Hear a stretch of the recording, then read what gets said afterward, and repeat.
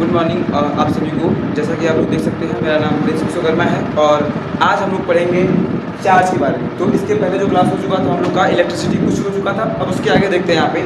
ठीक, देखो यहाँ पे आवेश क्या होता है, जैसे कि मैं पहले लिख चुका हूँ कि किसी चालक तार में इलेक्ट्रॉनों की अधिकता या इलेक्ट्रॉनों की कमी को आवेश कहते हैं। क्या कहते हैं बाबू?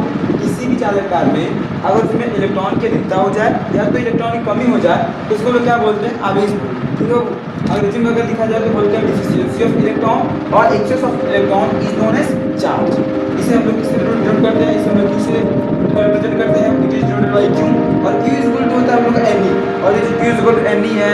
अभी इसके बाद ना अभी हम लोग चार्ज पढ़ेंगे तो चार्ज में कुछ उसका क्या होता है, कुछ मतलब कि प्रॉपर्टीज भी होती है चार्ज के बाद, कुछ अपनी प्रॉपर्टीज होती हैं और चार्ज में जैसे कि कुछ उसकी प्रकृति है, कुछ गुण है, चीज़ों का पढ़ना है। लेकिन क्लास 10th में भी इतना नहीं पढ़ना, ठीक है?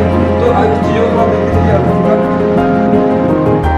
चलिए जो आवेश था, आवेश के बारे में किसने बताया था? गुलाम ने बताया था। और ये क्या करता है ना, लगभग 1600 ईस्वी के आसपास में क्या करता है ना, एक ऊनी कपड़ा लेता है या बिल्ली की खाल को, मतलब ऊनी कपड़ा या बिल्ली की खाल को ऐसा रगड़ता है ना, ऐसे घसता है, रगड़ता है।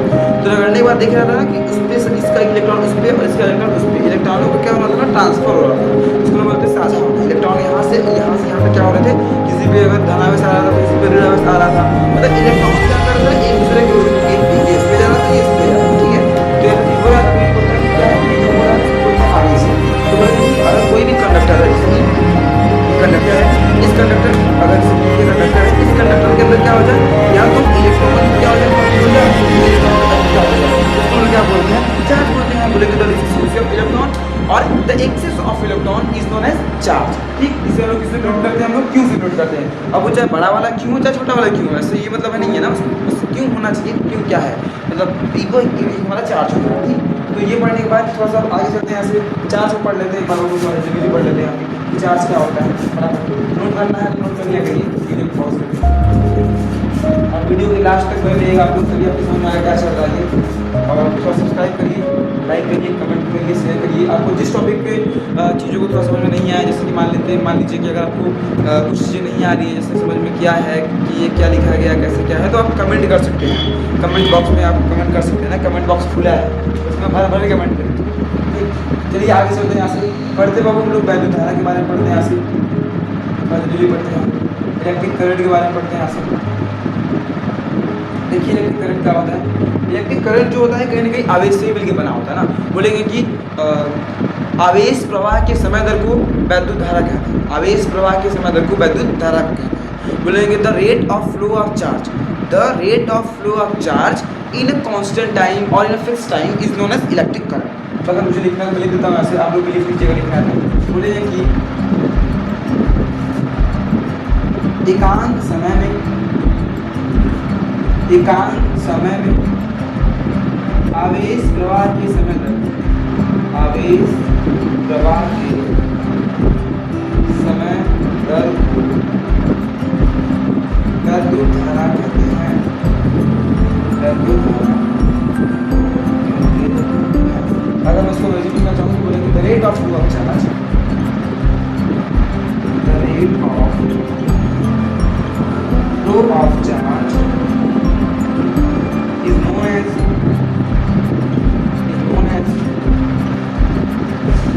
Electric current. Electric current. और देखो जो वैद्युत धारा होता है उसको लोग आई से डिनोट करते हैं, या वो आई बड़ा वाला हो चाहे छोटा वाला हो, दोनों इससे डिनोट कर सकते हैं। आई से डिनोट करते हैं हम लोग। और जो का फॉर्मूला होता है हम लोग का आई बराबर क्या होता है, हम लोग का Q/Q होता है। तो यहाँ से आपसे पूछ सकता है कि इसका SI यूनिट क्या होता है वैद्युत धारा का, मतलब इलेक्ट्रिक करंट का। वो होता है हम लोग का एम्पियर। क्या होता है? एम्पियर। इसके वजह बता कौन रहा है? एम्पियर बता रहा है। ठीक है, इसीलिए इसका नाम, इसका जो यूनिट है कौन क्या दिया गया है? एम्पियर दिया गया है। ठीक, तो यहाँ से देख सकते हैं, यहाँ से एम्पियर होता है। और आपको बताना हम लोग बता सकते हैं कि इसका जो मात्रक होता है वो होता है कूलाम पर क्या होता है हम लोग का सेकंड भी होता है। क्यों क्या होता है? कूलाम होता है, ठीक क्या होता है? सेकंड होता है। आप बोल सकते हैं जो वैद्युत धारा होता है उसका मात्रक क्या होता है हम लोग का? कूलाम पर सेकंड होता है। ठीक, तो आगे चलते हैं। इसमें क्वेश्चन भी लगेगा, इसको नोट कर लीजिएगा थोड़ा सा, काफ़ी अच्छा इंपॉर्टेंट है, नोट करिएगा इसको। आगे चलते हैं फटाफट। अब उसके बाद देखो जो पढ़ना है वो हम लोग पढ़ना है वैद्युत विभव के बारे में। क्या पढ़ना है? वैद्युत विभव के बारे में पढ़ना है और इस पर कुछ क्वेश्चन भी करेंगे हम लोग, ठीक। तो थोड़ा पढ़ते हैं हम लोग वैद्युत विभव के बारे में। वैद्युत विभव क्या होता है? वैद्युत विभव, ठीक। टॉपिक है वैद्युत विभव, ठीक। इसको लोग बोलते हैं इलेक्ट्रिक पोटेंशियल, क्या बोलते हैं? Electric potential. ये पढ़ते हैं इलेक्ट्रिक पोटेंशियल क्या होता है? बोल रहा है कि इसमें होता क्या है, बोलेंगे एकांक धनावेश को पकड़ के कहाँ लेके आएंगे, मतलब अनंत से पकड़ के कहाँ लेके आएंगे? वैद्युत क्षेत्र के भीतर लेके आएंगे। तो उसमें लाने में जितना कार्य किया जाता है ना, उसी को हम लोग क्या बोलते हैं? वैद्युत विभव बोलते हैं। बोलेंगे कि एकांक धनावेश को अनंत से वैद्युत क्षेत्र के भीतर किसी बिंदु में लाने में किए गए कार्य को वैद्युत विभव कहते हैं। बोलेंगे कि एकांक धनावेश को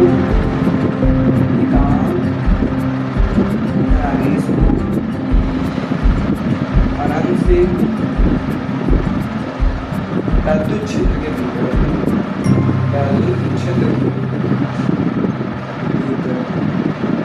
लाने में किए गए कार्य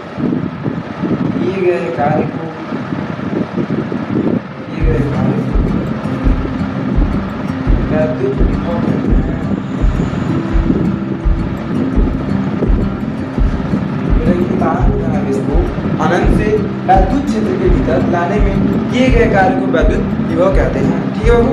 और इसको लोग किससे डिनोट करते हैं? बोलेंगे कि इसे हम लोग किससे डिनोट करते हैं? बी से डिनोट करते हैं इसको हम लोग, या कैपिटल बी से हम लोग क्या करते हैं? इसको डिनोट करते हैं। बोलेंगे it is denoted by capital B. और भी इज इक्वल टू होता है हम लोग का डब्ल्यू बटे क्यू होता है यहाँ पे। भी इज इक्वल टू हम लोग बोल सकते हैं क्या होता है? हम लोग का डब्ल्यू बटे क्यू होता है। आप लोग इसको नोट करके दिएगा ना, आपको नोट्स दिया जाएगा, लिंक रहेगा डिस्क्रिप्शन बॉक्स में, डिस्क्रिप्शन बॉक्स में लिंक रहेगा, उसमें आपको नोट्स दिया जाएगा। तो नोट्स वहाँ से आप लोग कल लिख लीजिएगा, ठीक है। देखिए यहाँ पे ये जो होता है बी इक्वल टू क्या होता है? हम लोग का डब्ल्यू बटे क्यू होता है। और देखो जो बी होता है ये क्या होता है? कि वर्क होता है, वर्क डन होता है। तो जो वर्क डन होता है उसका मात्रक क्या होता है? वो जूल होता है। क्या होता है? जूल। और जो क्यू में ये हमारा चार्ज है तो उसका मात्रक क्या होता है? हम लोग का कूलाम्ब होता है, ठीक है। तो अगर आपसे कोई पूछे बताओ विभव का मात्रक क्या होता है, तो बोलेंगे क्या होता है? हम लोग का जूल पर कूलाम्ब होता है। या इसका मात्रक क्या होता है? वोल्ट होता है, वोल्टा होता है। दरअसल जो वोल्टा का साइंटिस्ट था उसने इसके बारे में बताया, तो इसलिए इसका नाम क्या है? इसके क्या है? मात्रक क्या हम लोग का? वोल्ट है, ठीक। और बहुत कुछ है, ये बोल सकते हैं कि ये क्या है? हमारा एक अदिश राशि है, ठीक। और एक थोड़ा सा नोट पॉइंट लिख दीजिएगा, आप नोट पॉइंट लिख दीजिए। जैसे कि अगर मान लीजिए कि आपसे कुछ भी नोट पॉइंट, जैसे कोई पूछ दे कि जो वैद्युत धारा होता है वो एक अदिश राशि है, क्यों? जो वैद्युत धारा है वो अदिश राशि है, क्यों? तो बोलना कि वो सदिश के बीजगणित के योग का नियम जो होता है उसका पालन करवे नहीं करता है। तो बोलेंगे कि वैद्युत धारा होता है ना, ये वेक्टर लॉ ऑफ एडिशन को फॉलो ही नहीं करता, इसलिए वैद्युत धारा को क्या बोलते हैं? एक अदिश राशि बोलते हैं, ठीक। ये क्वेश्चन पूछा गया क्वेश्चन है। वैसे अगर देखा जाए जो वैद्युत धारा होती है, वैसे अगर देखा जाए कि वैद्युत धारा होती है वो हमारे कौन सी राशि है? वैसे ये हमारा अदिश राशि है। लेकिन अगर देखा जाए तो एज ए लेवल ये हमारा एक टेंशन प्रॉपर्टी होता है, एक अलग प्रॉपर्टी होता है, बट यहाँ पर नहीं बताया जाता है। ये एक अलग क्लास के लिए, जैसे अगर कोई मान लीजिए इन फ्यूचर कोई बीएससी कर रहा है, कोई बीटेक कर रहा है, तो वहाँ बताया जाता है कि जो वैद्युत धारा है, इलेक्ट्रिक करंट हमारा क्या है? एक टेंशन प्रॉपर्टी है। और ये जो वैद्युत धारा ये हमारा क्या है? अदिश राशि होती है। वैसे क्लास 10 लेवल में क्या होता है? एक अदिश राशि होती है। और अदिश राशि क्यों होता है? बोलते हैं क्यों होता है? इसका ये वेक्टर लॉ ऑफ एडिशन के रूल को फॉलो करवे नहीं करता है, इसलिए क्या ये हमारा एक अदिश राशि है, ठीक। तो अब आगे चलते हैं। एक बार फिर देख लीजिए वैद्युत विभव क्या होता है। बोले कि एकांक धनावेश को अनंत से वैद्युत क्षेत्र के भीतर लाने में किए गए कार्य को वैद्युत विभव कहते हैं, ठीक है बाबू। तो एक लास्ट टॉपिक बचा है हम लोग का, एक अंतिम टॉपिक है, थोड़ा देख लेते हैं उसको। फिर उसके बाद हम लोग जो नेक्स्ट क्लास रहेगा उसमें हम लोग ओम्स लॉ को क्लियर करेंगे, फिर रेजिस्टेंस को भी क्लियर करेंगे। फिर उसके बाद देखेंगे कि कुछ फैक्टर होते हैं जो रेजिस्टेंस को क्या करते हैं? प्रभावित करते हैं, तो उसको थोड़ा देख लेंगे, नेक्स्ट क्लास में देखेंगे ना।